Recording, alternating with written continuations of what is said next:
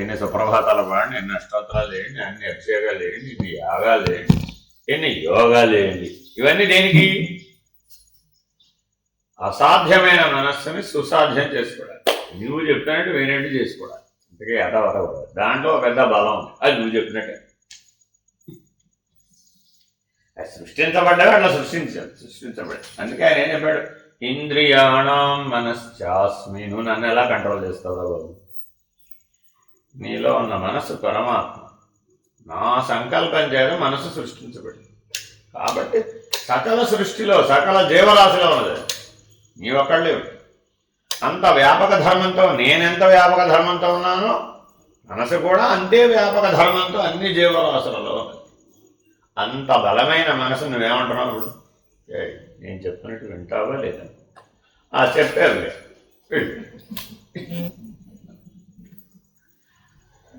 ఏం విందండి, పొరపాటున కూడా విందండి. నేను చెప్తున్నా కదా.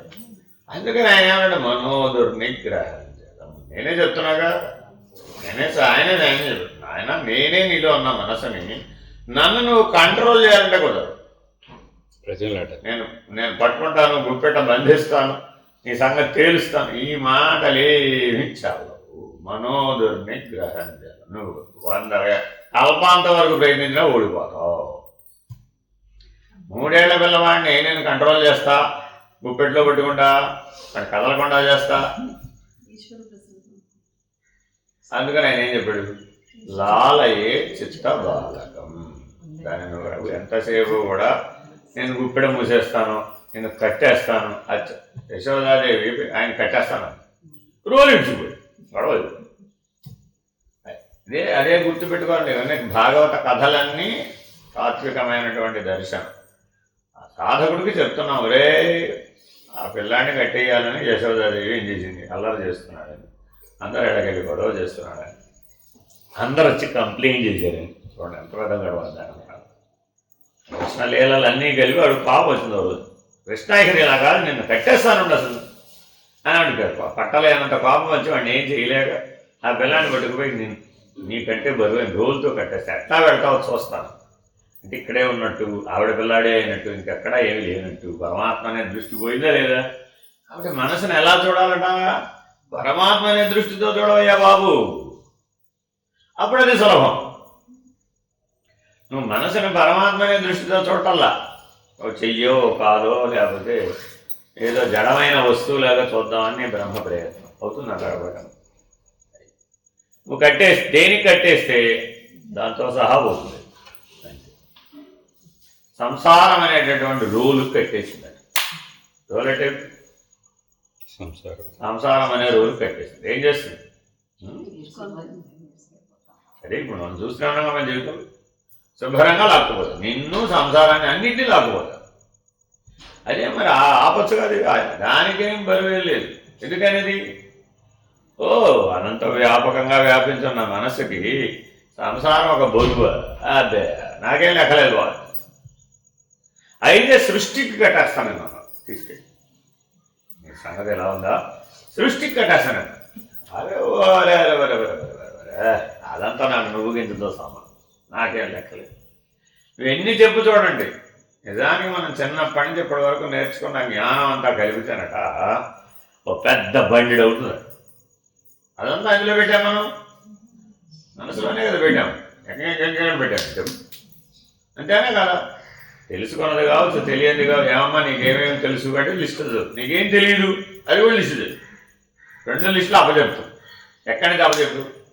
ఇది అదే అమ్మ, అన్ని ప్రశ్నలు ఎక్కడికి వచ్చి బండి ఆగిపోయింది.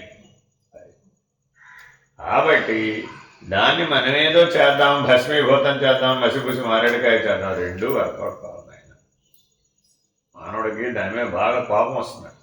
ఏం చేయాలో తెలియక నేను భస్మీభూతం చేసేస్తాను అంటాడు. అబ్బా చూశాను. ఎందుకంటే నువ్వేం చేయాలన్నా నేను ఉండాలి. చేత అంటే ఎవరు ఉండాలి? ఏం చేయాలంటే ఇప్పుడు ఊరకుండాలి. దాంతో ఒకటే వ్యవహారం. 3 ఏళ్ల పిల్లాడితో ఏం చేయాలి తల్లి? ఊరకుండమ్మ. చూస్తూ ఉండేవాడు, ఆడుతూ ఉంటాడు. అంటే ఆడుకొని అలసిపోయి వచ్చి అమ్మా అనుకో పడుకోరా అయిపోయి. రోజు అదే చేస్తున్నాం, ఆడనే తర్వాత పడుకునైనా పడుకో అని చిన్న పిల్లవాడి వలె నిద్రపుచ్చారు. నీకేమీ నువ్వు తల్లివి కదా. కానీ మనం ఏం చేస్తున్నాం? ఆ 3 ఏళ్ళ పిల్లలు గెలుసు ఎవరు గెలుచుకోమన్నారు అంతే. All part and parcel of మనసు గేమ్. మైండ్ గేమ్ అంటున్నావు కదా. మైండ్ గేమ్ అంటే ఏమిటి? ఇదే మెలకువ అన్నా మైండ్ గేమే, కళ అన్నా మైండ్ గేమే, నిద్ర అన్నా మైండ్ గేమే. త్రిపుటి అంతా మనసు యొక్క ఆట మాత్రమే. ఆట మాత్రమే. మనసు ఆట బొమ్మలతో ఆడుతోంది అంతే. కొయ్య బొమ్మలు తోలు, కొయ్య బొమ్మలు తోలు, కొయ్య బొమ్మ తోలు, ఆట ఆడుతుంది అంతే. అటగదరా శివ. నువ్వెక్కడ ఉండాలి? జ్ఞాత శివస్వరూపం జగజ్జనని ఆట చూస్తోంది. కృష్ణని ఆట చూస్తోంది. ఎంత బాగా సాగు. బాగుంది. Drama is very nice. నా పిల్ల చెప్పింది చూడండి. ఎందుకుగా బ్యాగ్ మధ్యలో కూర్చుంటామంటే to see the drama in the class as an act. అబ్బా వాట్ ఏ గ్రేట్ ఆన్సర్. చాలా ఎంత అడ్వాన్స్ స్టేజ్ అది. ఆ పని పెద్దలు చేయలేకపోతారు అంటే. Involve in the drama. Why to involve in the drama? అంటే బి ఏ స్పెక్టేటర్. జ్ఞాత అంతే. ఎప్పుడే చెప్పాము అలా లేనిపోని సందేహాలు రాకూడదు. జ్ఞాత అక్కడ దాకా స్థిరంగా ఉండాలండి. తర్వాత గొడవదంతా. అసలు ఆ జ్ఞాతలో ఉంటే నీకేమి రావమ్మా. నేను నాది ఎక్సెట్రాలు అక్కడేం తోచం. ఒక్కడుగు పక్కకు జరిగి అన్నీ వచ్చేస్తాయి. ఆ ఒక్కడుగు జరపడానికి ఇప్పటికి 20 ఏళ్ళు, 30 ఏళ్ళు, 40 ఏళ్ళు, 50 ఏళ్ళు, 60 ఏళ్ళు, 70 ఏళ్ళు అయింది. అందుకే ఒకటో క్లాస్లోనే మనం ఉన్నావురా బాబు అని చెప్పేది ఇంటికి వస్తాం. Not stepped ahead. ఒక్కడుగు ముందుకేవయ్యా బాబు. షిరిడి సాయిబాబు ఏం చెప్పారు? ఒక్కడుగు నా వైపుకి, నేను 10 అడుగులు వేస్తాను రా బాబు నీ వైపు. ఏమిటండి ఇది? అంతే చదువుకుంటారు అంతే. ఎంతసేపు ఏకాదశి సూత్రాల పైన కిందకి చదువుకోమంటే చదువుకుంటారు తప్ప ఈ ఒక్కడికి ఏమిట్రా బాబోయ్ అని మాత్రం పొరపడినారు అంతే.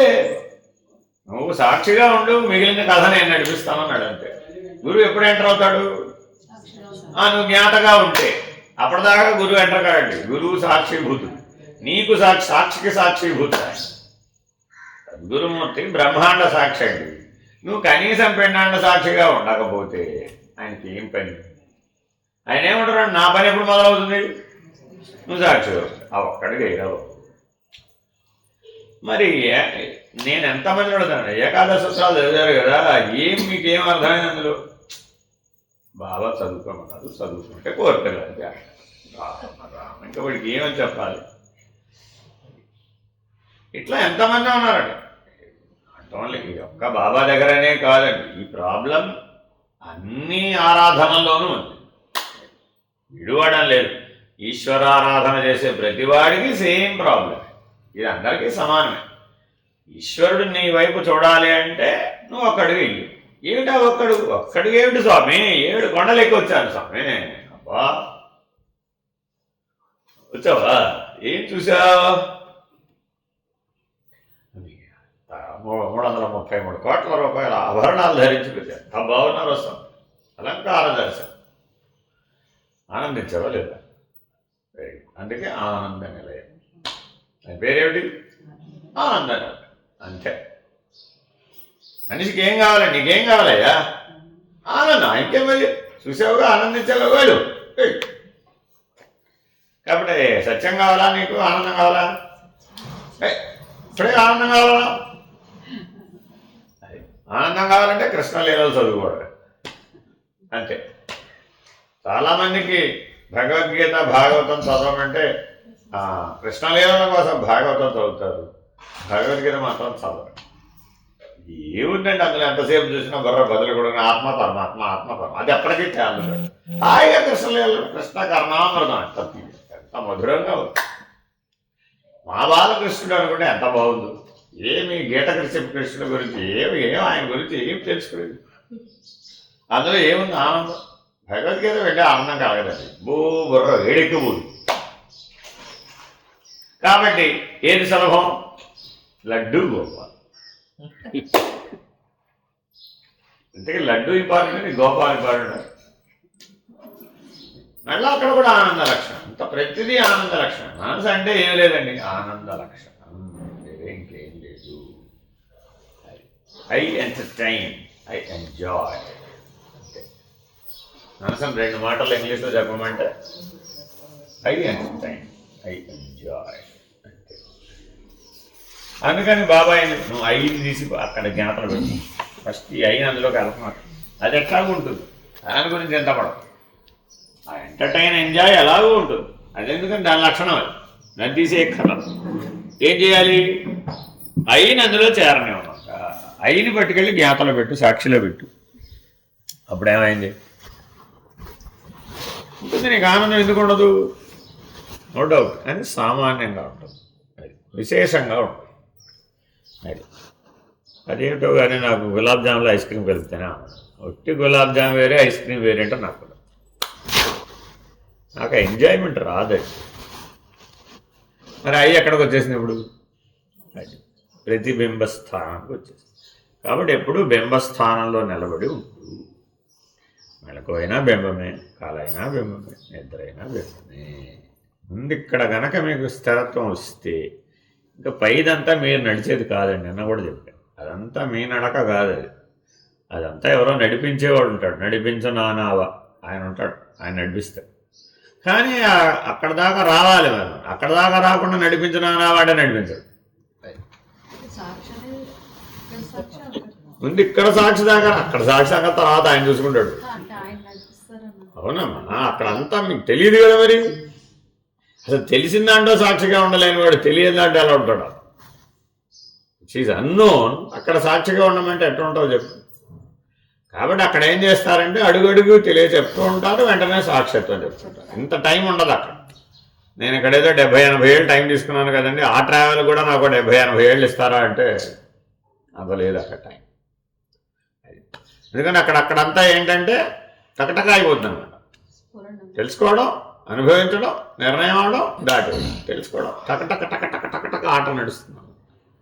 ఎందుకని వెళ్ళిపోతుంటాడు ఆయన. మరి చూడండి, పిల్లవాడికి నాన్నకు వచ్చిందండి, తల్లి ఏం చేస్తుంది?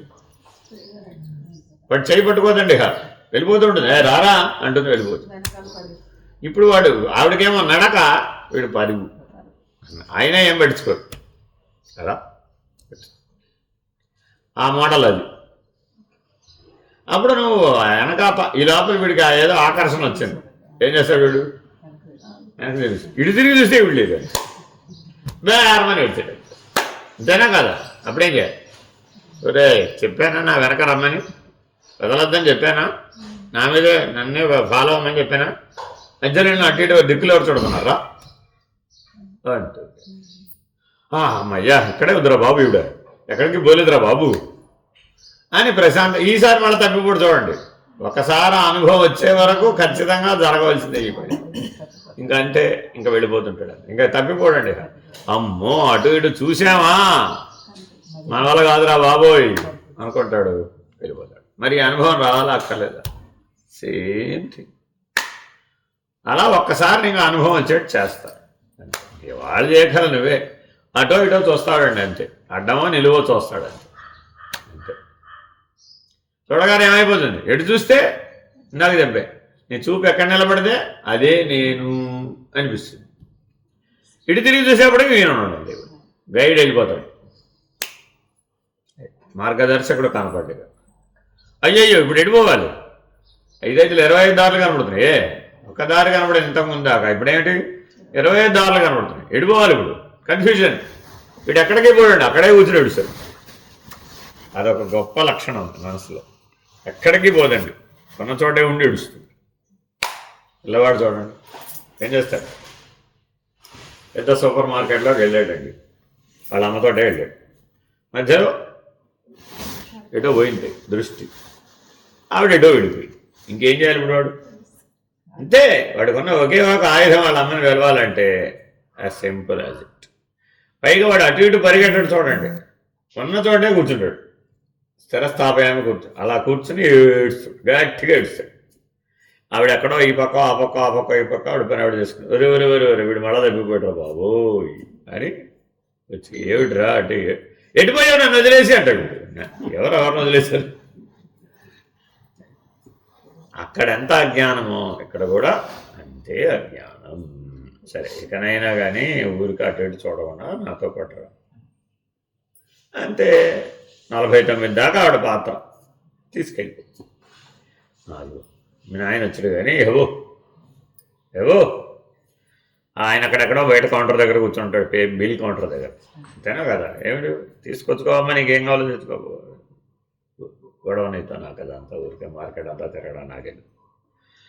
వెళ్ళరా బాబు, వెళ్ళి నువ్వు ఇప్పటిదాకా నా దగ్గర వదలుకో, పట్టుకెళ్ళవా బాబు, వీడు పట్టుకెళ్ళి అక్కడ పడితే అక్కడ వాడు బిస్కెట్ అంటాడు, చాక్లెట్ అంటాడు, అది అంటాడు, ఇది అంటాడు, ఏడుస్తాడు కూర్చుని వాడు రోజు నీ దగ్గర ఉంచుకో, ఇక్కడి నుంచి నా దగ్గర బొమ్మగా.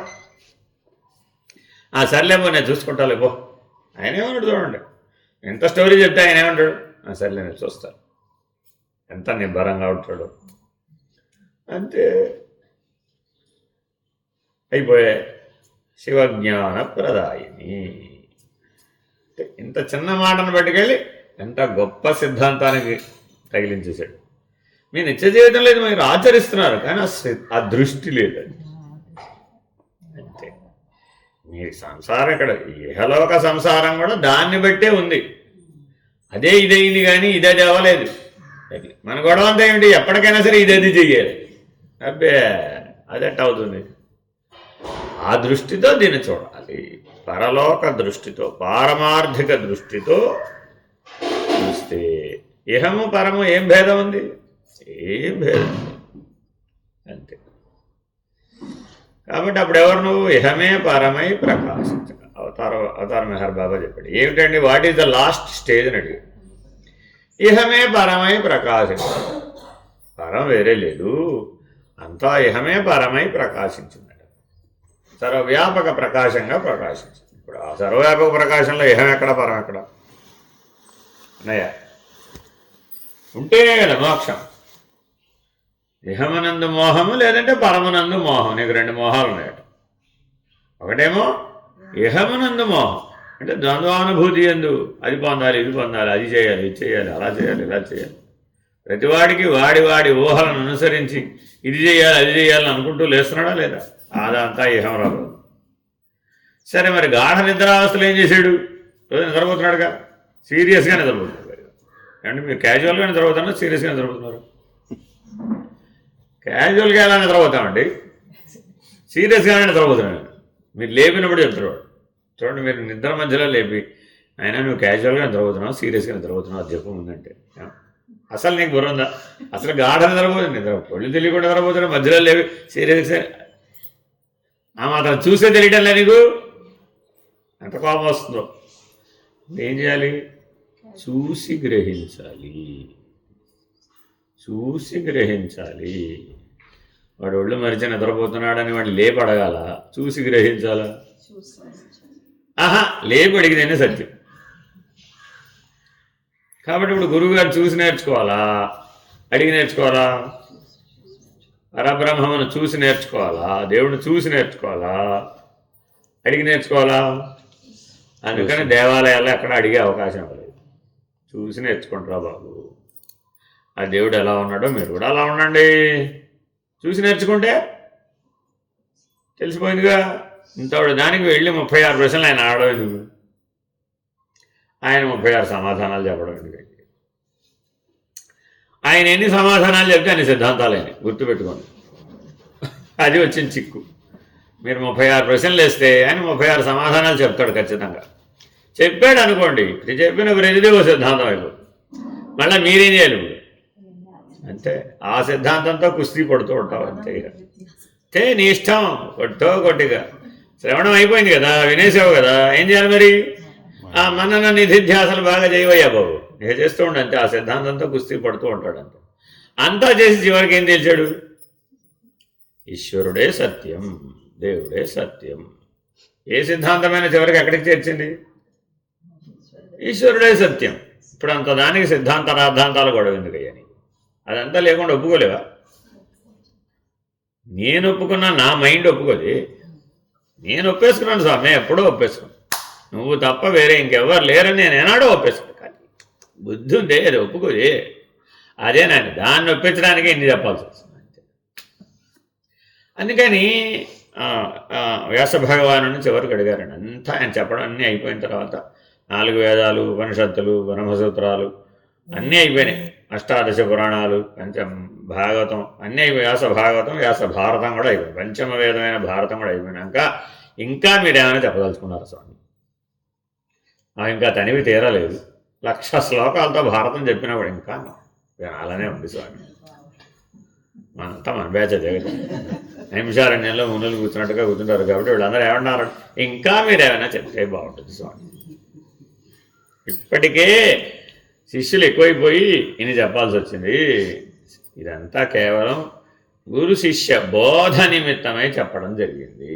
కానీ ఇదంతా వాస్తవం, అది ఒక్కటే చెప్తున్నాను. ఇదేమిటి మరి, ఇంత చెప్పినా ఈ మాట అనొచ్చా? ఉన్నదేదో ఉన్నదిరా బాబు. సరే, ఇంత చెప్పానండి, ఏది సత్యం అండి అదేదో ఒకసారి చెప్పండి స్వామి, ఒక్క మాటతో చెప్పండి. ఇంత చదవలేం కానీ మేము సత్యం అనగా ఏమి అని అడిగాం. ఉన్నది ఉన్నట్లు ఉన్నది. అర్థమైందండి? దాన్ని ఏమంటారు? యథార్థవచనం. మీకు మామూలుగా అన్నమయ్య గారు తెలుసు కదా, యథావాక్కుల అన్నమయ్య గారు అని ఇంకొక ఉన్నారు. ఆయన కేవలం అచల సిద్ధాంతం అద్వైతంలో చివరి భాగమే యథావాక్కుల అన్నమయ్య గారు. ఈయనేమో అందరికీ పనికొచ్చేట్టు అన్నీ చెప్పాడు, ఆయన ఒట్టి చివరి మాటలు చెప్పాడు. సదాశివ బ్రహ్మేంద్రుల అయితే కేవలం పరబ్రహ్మం గురించి చెప్పారు. అలా అందుకే ఆయన పేరు అలా పెట్టారు, యథావాక్కుల అన్నమయ్య గారు. ఉన్నదన్నట్టుగా చెప్పాడు. ఉన్నదన్నట్టుగా చెప్పాలంటే ఎన్ని మాటలు కావాలి? ఒకటే. అంటే అర్థమైందండి? ఇంత విస్తారంగా అష్టాదశ పురాణాలు చెప్పాను నేను, కానీ ఇదంతా అవాస్తవం చెప్పలేదండి, యథార్థముగా ఉన్నది ఉన్నట్లుగా ఉన్నది అంతే. ఈ గ్రహింపు కలగడం కోసం అని చెప్పాను. ఎంత విస్తారమైన ప్రయత్నం చేసి మీరు తెలుసుకునే చివరి సత్యం ఏమిటి? ఉన్నది ఉన్నట్లుగా ఉన్నది.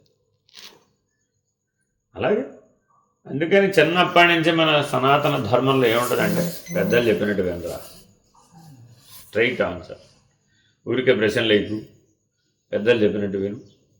పెద్దలు చెప్పినట్టు విన్నవాడికి నిర్ణయం అవడం సులభమేగా. 36 ప్రశ్నలు వేసిన వాడికి more answers, more questions, more answers, more quest. ఎక్కువ విచారణ చేయాలి, ఎక్కువ ఎంక్వైరీ చేయాలి, టూ మచ్ ఎంక్వైరీ.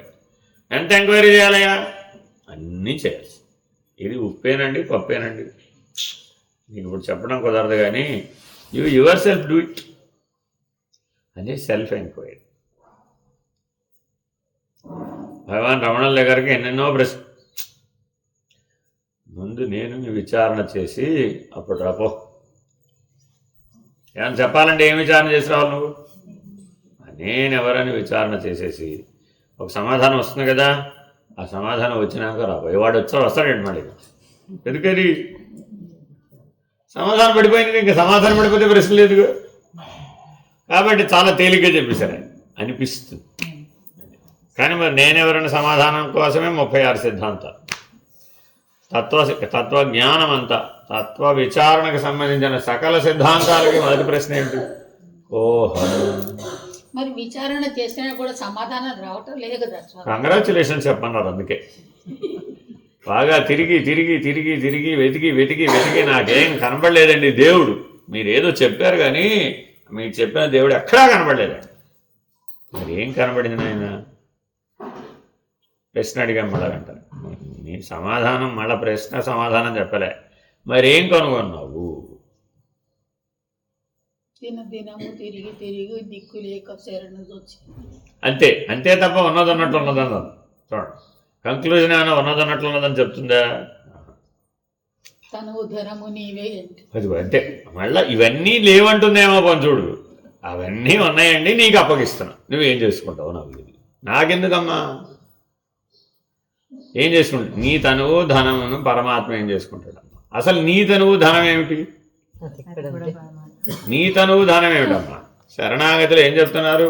నా తన్మన ధనంబులు నీకే అర్పిస్తున్నాను స్వామి. అబ్బా అవేమి నీవేమిటి? నా వినడంలోనే అజ్ఞానం ఉంది అక్కడ. కాబట్టి మహాయుధను సమర్పించగలిగింది ఏమిటి? నీ అజ్ఞానాన్ని మాత్రమే. అందుకని నేను చెప్పాను, నీ మనసును మాత్రమే భగవంతుడికి సమర్పించగలుగుతావు తప్ప ఇంకా ఏమీ సమర్పించడానికి నీ దగ్గర అంటూ ఏమీ లేదు.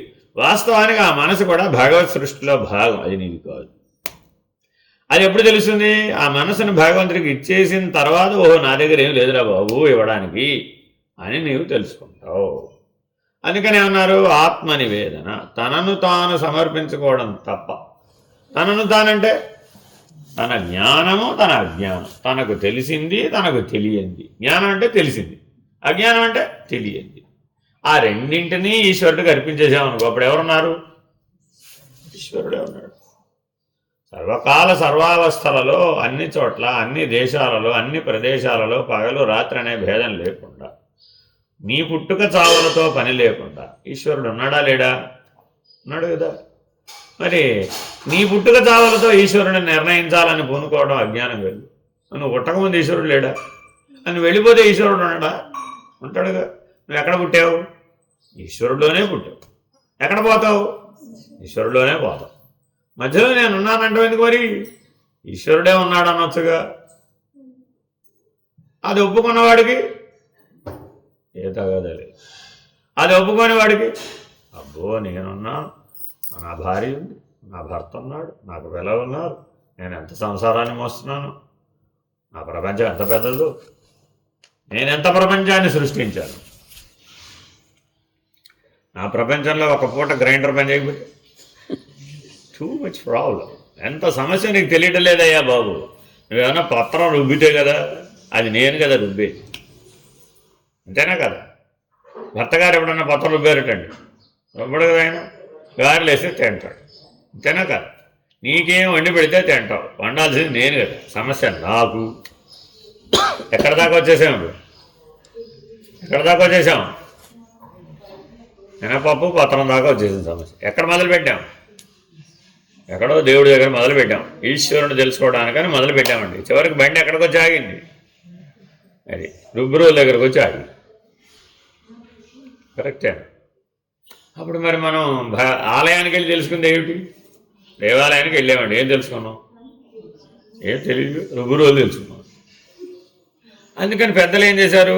అరే రుబ్బురోలు కూడా దేవుడే. పెళ్ళిలో ఏం చేశారు? అందుకని సన్నికళ్ళు, రుబ్బురోలు, రోలు, రోకలి, ఇంకేమిటి, ఇసర్రాయి, అయ్యా అంతే అనమాట. ఇవన్నీ ఎందుకు చెప్పాము? రే నువ్వు ఎక్కడికైనా ఎక్కడ తిరిగినా మళ్ళీ ఇక్కడికి వచ్చి బండి అయిపోతుందిరా బాబు, అది కూడా ఈశ్వరుడు అని భావించు. ఆయన అది రాయి అనుకోమాక, అదే భగవంతుడు, అది భగవంతుడే. అదే భగవంతుడు అంటే ఏం నష్టం వచ్చింది? అయ్యన్నా నేను ఒప్పుకోనండి అంతే. ఇప్పుడు నేను ఒప్పుకోను అన్నది ఎవరు? చూడండి, పెద్దలు ఏం చెప్పారు? అది భగవంతుడేరా బాబు, వాడు చిన్నపిల్ల, వాడు భగవంతుడే, వాడిని ఏమన్నా మాకురా. చూడండి, అమ్మమ్మ తాతయ్య పిల్లలు లేదా, ఏం తెలుసు, ఆ చిన్నపిల్లడు కదరా, వాడు భగవంతుడు కదా, వాడికి ఏం మాలిన్యం లేదు కదా, ఎందుకురా వాడిని ఊరికి అలా ఇబ్బంది పెడతాం అంటారా లేదా? అదే 8 ఏళ్ళు దాటి 10 ఏళ్ళు దాటిన తర్వాత వాడు ఏమైనా చేశాడండి, వాడు నాన్న వచ్చి లాగి 2 కొట్టాడండి, ఏమన్నా అంటారా? ఏడుస్తూ వాడు అమ్మమ్మ దగ్గర, ఎందుకు నాన్న అట్లా చేసావు, మీ నాన్న కోపం తెప్పించవచ్చు కదా, తప్పు కదా, అలా చేయకుండా ఉంటే కొట్టేవాడు కాదు కదా అని వీడికి చెప్తాడు. అప్పటివరకు ఎవరికి చెప్పారు? వీడేమనుకుంటాడు? ఇన్ని సంవత్సరాల పాటు మా నాన్నకి చెప్పారు, ఇప్పుడు కూడా మా నాన్నకే చెప్తారు అనుకుని వస్తాడండి. సీన్ రివర్స్ అయిపోయింది, వీడికి చెప్పారు. ఇప్పుడు వివేకం ఉన్నట్టా లేదా? కాబట్టి అదొక్కటే భగవంతుడన్నా సత్యమే, అదే భగవంతుడన్నా సత్యమే, అది భగవంతుడే అన్నా సత్యమే. ఏ దృష్టితో చెప్తే ఏమిటమ్మా? ఎలా చెప్తే ఏమిటి? ఉన్నది ఉన్నట్లుగా ఉన్నది కదా. భగవంతుడు అంటే ఏమిటి? ఉన్నది ఉన్నట్లుగా ఉన్నది, దానికి ఏం మార్పు లేదు. ఇప్పుడు అదొక్కటే భగవంతుడన్నా అదే, అది భగవంతుడే అని దీర్ఘం తీసినా అదే, అదే భగవంతుడు నిశ్చయంగా చెప్పినా ఏం మారిందంట? మాట మారిందంటే తప్ప స్థితి అన్న మారిందంట. మారలేదుగా. అందుకని మౌన వ్యాఖ్యా ప్రకటిత పరబ్రహ్మతత్వం యువానం. అది ఏదో నీ మనసు అటు ఇటు పరిగెట్టినప్పుడల్లా అది ఇది అది ఇది అది ఇది అది ఇది అంటూ ఉంటుంది అంతే. దానికి రెండే తెలుసు. ఏం తెలుసు? అది ఇది అది ఇది. ఆహా, అప్పుడే అక్కడ దాకా ఎక్కడ వచ్చింది కదా. అది ఇది అంటూ ఉంటుంది. అది ఇది అన్నప్పుడల్లా ఏం చెప్పాలి? మన సమాధానం అదే ఇది. ఒకటే ఆన్సర్ అట. ప్రశ్నకి సమాధానం అందులోనే ఇమిడి ఉందట. మనసు ఎప్పుడు ఏం చెప్తూ ఉంటుంది? దానికి రెండు ఉండాలండి, ద్వంద్వాలు ఉండాలి. అది ఇది తత్ త్వము ఏమంటూ ఉంటుంది? ఒక్క తోమతోనే నేను అదేమని చెప్పదండి. ఒక్క తోమతో సరిపెట్టుకో చూద్దాం. ఆహా, అజ్ఞానంతోనే సరిపెట్టుకో చూద్దాం. అబ్బాయి నాకు చాలా తెలియజాడు, ఏమనుకుంటా తెలుసా? నాకు చాలా తెలుసు. మరి అదంతా ఏంటి? అది. ఆహా, ఇదంతా తెలుసా మరి నీకు? తెలియదు. ఇది. ఇప్పుడు దేని మధ్య ఊగిసలాడుతుంది? తెలుసు తెలియదు, తెలుసు తెలియదు. అది ఇది తత్వం. ఇప్పుడు ఆ ఆట ఆడి ఆడి ఆడి ఆడి ఆడి ఆడి అలసిపోయి అప్పుడు ఏమన్నాడు? అదే ఇదిరా. ఎంత సైలెంట్గా చెప్పాడు. ఎందుకురా ఇంత ఆవేశం, ఎందుకురా ఇంత ఆయాసం? అదే ఇది కదా. మరి ఇప్పుడు ఏమీ ఆవేశం లేకుండా ప్రశాంతంగా చెప్పిన సమాధానం ఏది? అది చెప్పచ్చుగా నువ్వు కూడా అలాగా నీ మనస్సుకి. కాబట్టి నీ మనసు ఎప్పుడైతే నేను ఎన్ని అనేకత్వాన్ని చూపెట్టినప్పుడల్లా సైలెంట్గా చెప్పు, మౌనంగా చెప్పు, రహస్యంగా చెప్పు, సూటిగా చెప్పు, స్థిరంగా చెప్పు, ఒకే సమాధానం చెప్పు. మళ్ళీ సమాధానం మార్చమాట. అదే ఇది. ఎన్నిసార్లు అడిగినా ఒకటే ప్రశ్న, ఒకటే సమాధానం. ప్రశ్నలు అనేక ఉండవచ్చు, కానీ సమాధానం మాత్రం ఒకటే. అదే ఇది. ఏమంటే ధ్యానం చేస్తే నాకు ఎంత అనుభవం వచ్చిందో తెలుసా? అది సమాధినిష్ట ఎంత గొప్పదనుకున్నారు. షడ్విధ సమాధి నిర్ణయం, సహజ నిర్వికల్ప సమాధి. అది ఎన్ని తెలుసుకున్నానో, ఎన్ని చదివానో, ఎన్ని చేశానో, ఎంత చూసి వచ్చానో. అది సరిపోలేదా? 150 పుస్తకాలు చదివి తెలుసుకున్నాను. ఏమిటి?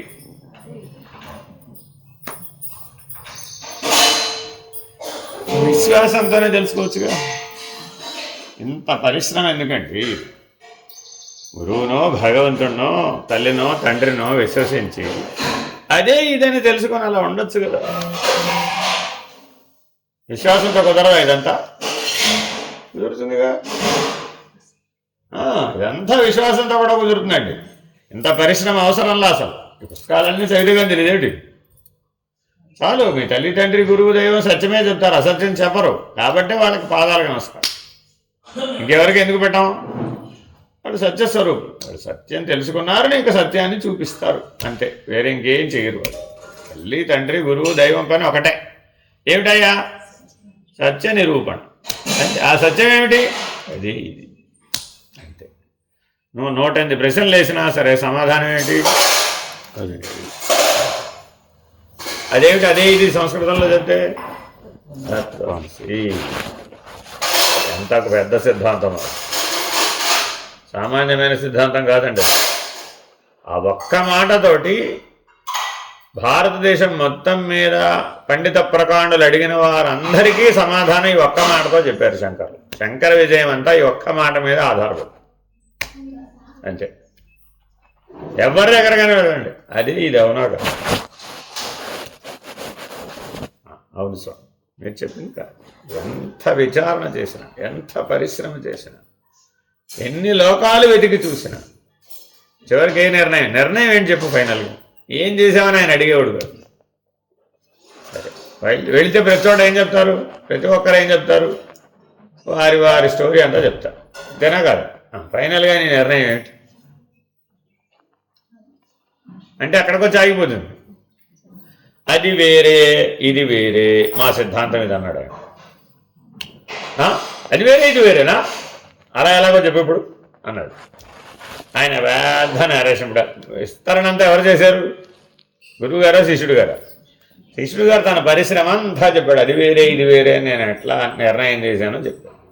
ఆహా సరే, అక్కడ ఇదే ఉంది, ఇక్కడ అదే నువ్వు చెప్పిన దాంట్లో చూసుకొని ఆయన ఇక్కడ అక్కడ ఒకటే ఉంది కదా. నువ్వు భేద దృష్టితో చూడటం వలన వేరుగా కనపడుతుంది తప్ప అక్కడేం నాకేం కనపడలేదు. నాకు అది ఇది ఒకటా అని నాకు కనబడలేదు స్వామి. నీకు కనబడుతుంది కాబట్టే కదా మిమ్మల్ని ఆశ్రయించాను. సరే, నాలాగా చూడడం నేర్చుకోవాలి. నీలాగా చూస్తే అది ఎప్పటికీ అవదు. కాబట్టి ఏం చేయాలి? నాలాగా చూడు. అది ఇది ఒకటేనని చూడొచ్చుగా. ఇదే మాట జిల్లాలో కూడా అమ్మగారి దగ్గరికి వెళ్ళాడు.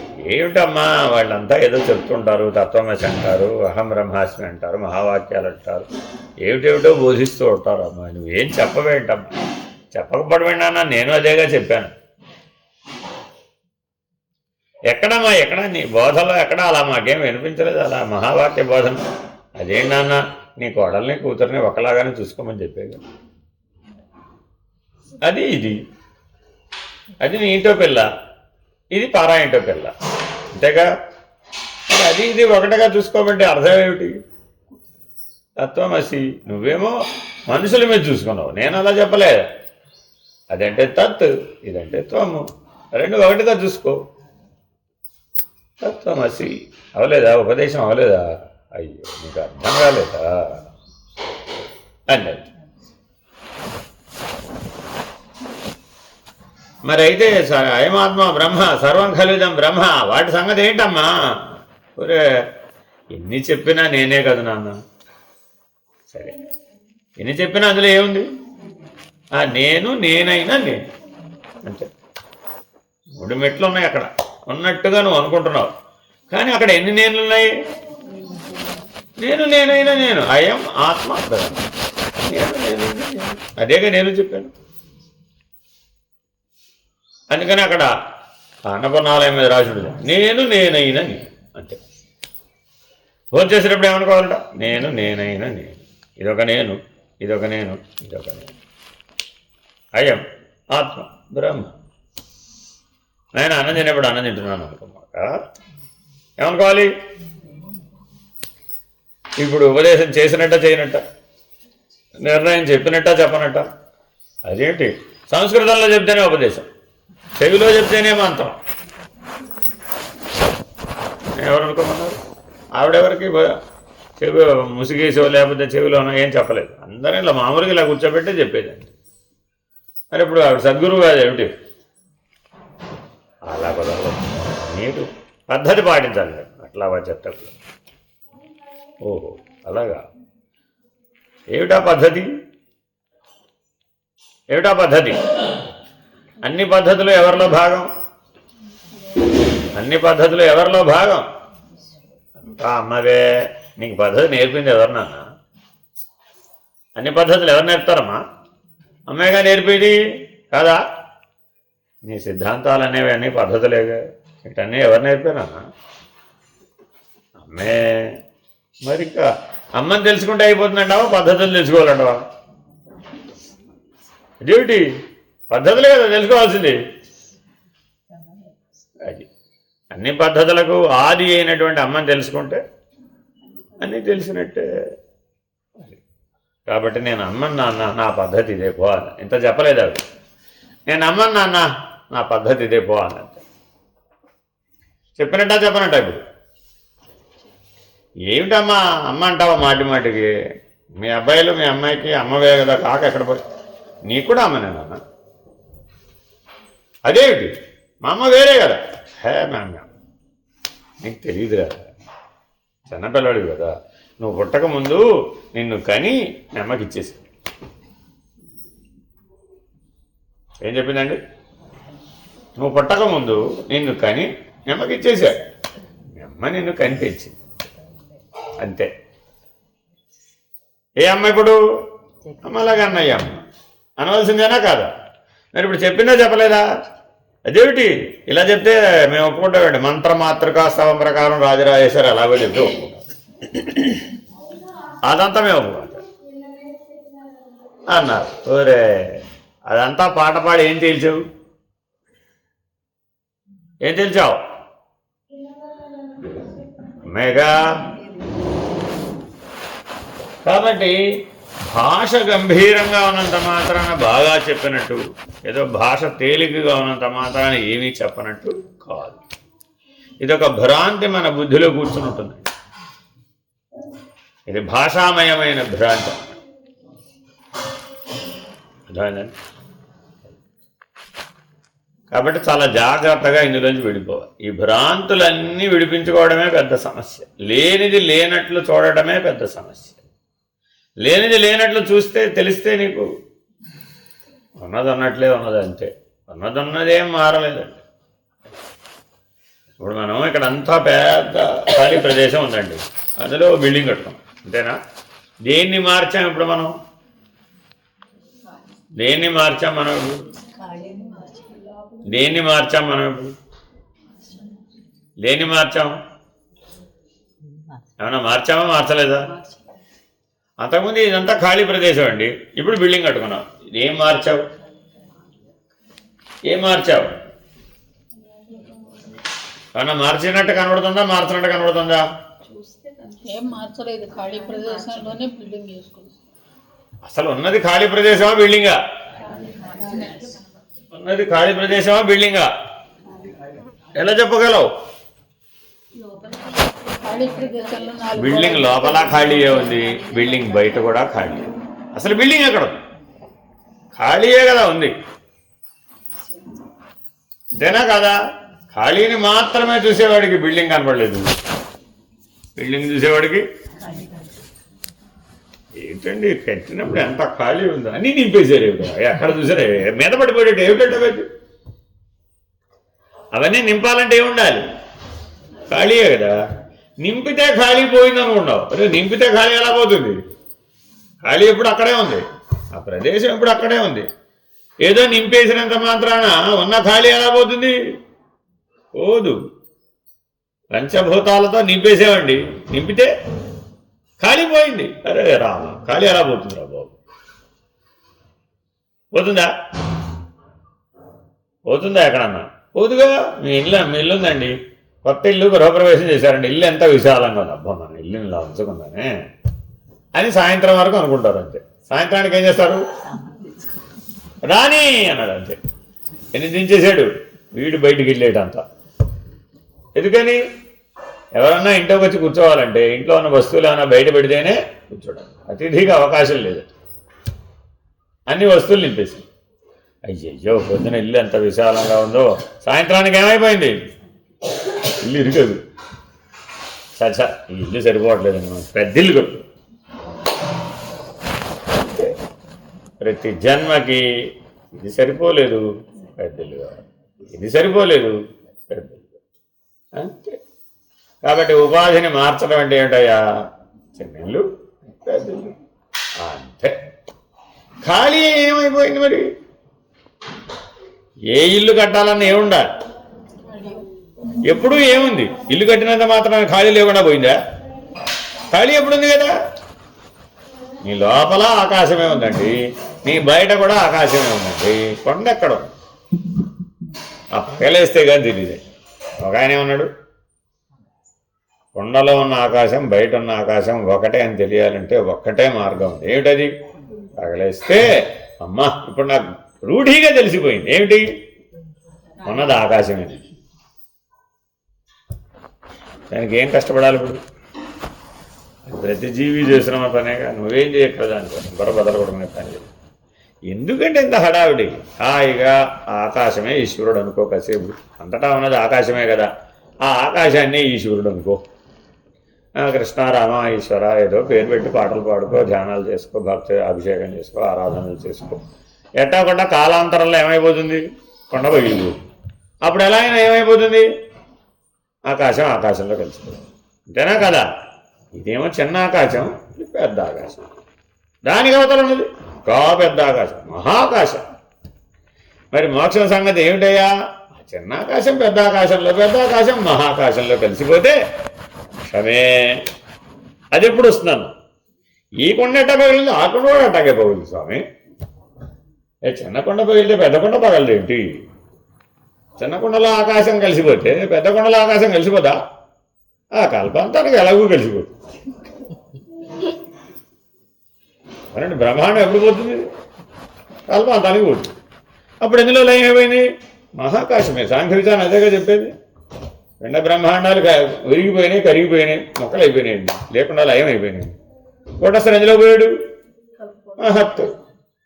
మహత్ అది కల్పాంతానికి జరిగింది. ఇప్పుడు జరుగుతుంది, ఇప్పుడు జరగదు కదా.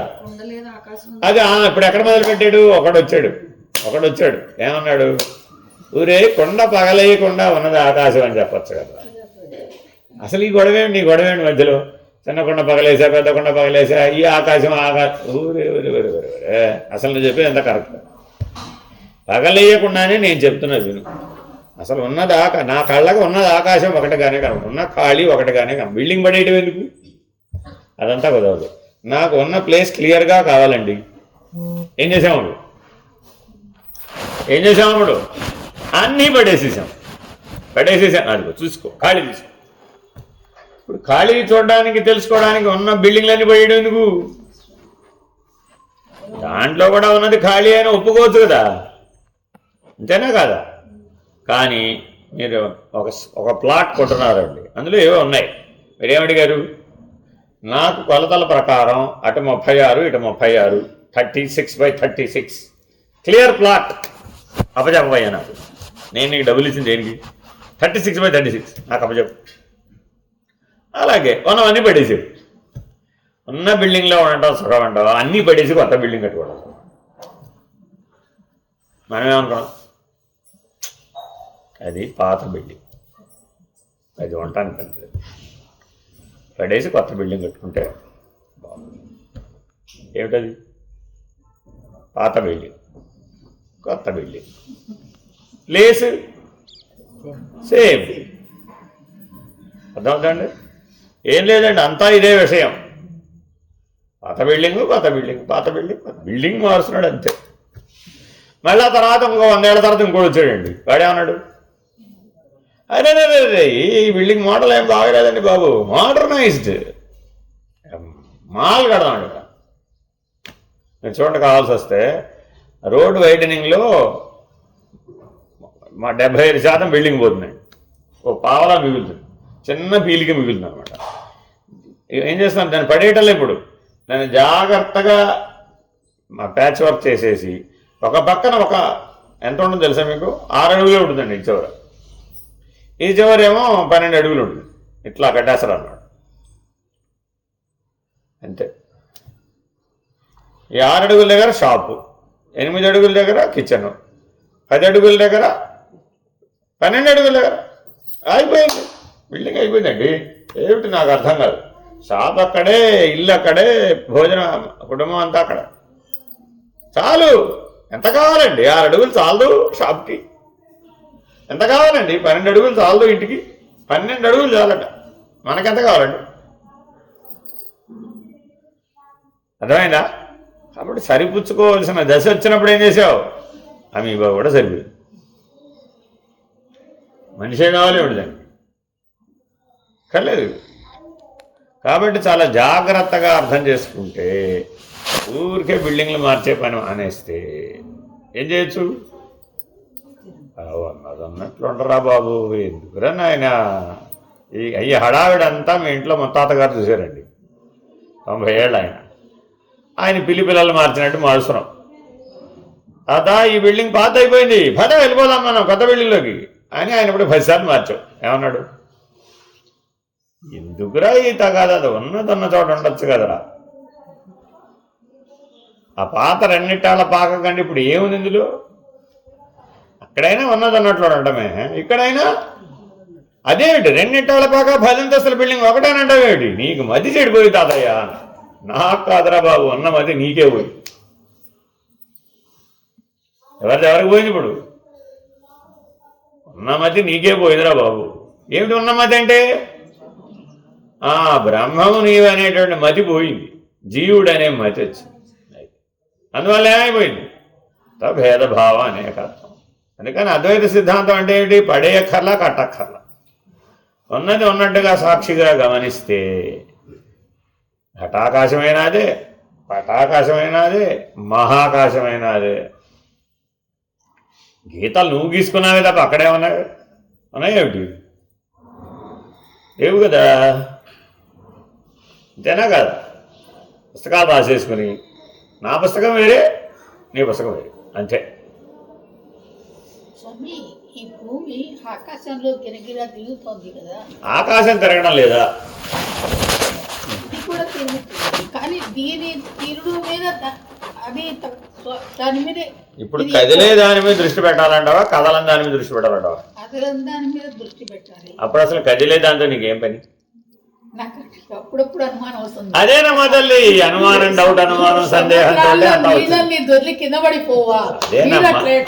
అదేనమ్మా డౌట్, అనుమానం, సందేహం, ఇదేనమ్మా తల్లి. మన శరీరంలో పైకి కిందకి రక్తం పైకి కిందకి తిరుగుతుంది కదా, 9 రంధ్రాలున్న చిల్లి కదా, ఆ రక్తం ఏ పాటికి ఎప్పుడో వెళ్ళిపోయినారు కదా బయటికి. ఆలోచించు, రక్త ప్రసరణ జరగడం లేదా? టాప్ టు బాటం పరిగెడుతుంది అండి, ఆగకుండా పరిగెడుతుంది. టాప్ టు బాటం పరిగెత్తుతుంది అంటే అది నాళాల్లోనే పరిగెత్తుతుంది, బయట పరిగెట్టడం లేదా? ఎవరు చెప్పారు నీకు? బయటంతా ఉన్నదంతా ఎలా పోషించబడుతుంది మరి? అది ఎక్కడ ప్రవహిస్తుందంటే అక్కడ రక్తనాళం ఉంటుంది, కానీ ఈ సముద్రాలకు ఏమీ లేదు, గిరగిరా తిరుగుతూ ఉన్నాయి. 75% సముద్రాలే. ఒక పని చెయ్యి, విమానం వేసుకుని ఆకాశంలో భూ పరిధిని దాటి అవతలకి, అప్పుడు ఈజీగా తెలిసిపోతుంది. ఇదే విజ్ఞాన మానవుడు చేసిందండి. ఈ ప్రశ్న విజ్ఞాన మానవుడికి వచ్చిందండి. ఎలా ఇదంతా సాధ్యం అవుతుంది వెళ్ళి చూద్దాం అనుకున్నాను. రాకెట్ టెస్ట్ వెళ్ళి చూసే ఎక్కడో నాకు అర్థమైందండి. మరి అప్పుడు ఏమైంది? తెలిసిందా తెలియలేదా? ఆయన చెప్తే కానీ ఇప్పుడు మనం నమ్మటల్లా. భూమి కూడా నాకు చంద్రుడిలాగా కనబడుతోంది అన్నాడు ఆయన. అక్కడికి వెళ్ళి చెప్పాడు, మీకు చంద్రుడిలా కనబడుతున్నాడు, నాకు భూమి చంద్రుడిలాగా కనబడుతోంది. అయ్యో, నీకెలా తెలుసు చంద్రుడి మీద నీళ్ళు లేవని? వాడు చెప్పిందే కదా, అంతేనా కదా? అంతేనా కదా? అక్కడ కూడా ఉన్నది రాళ్ళు శిలలే అంతే. హరి ఓం అండి.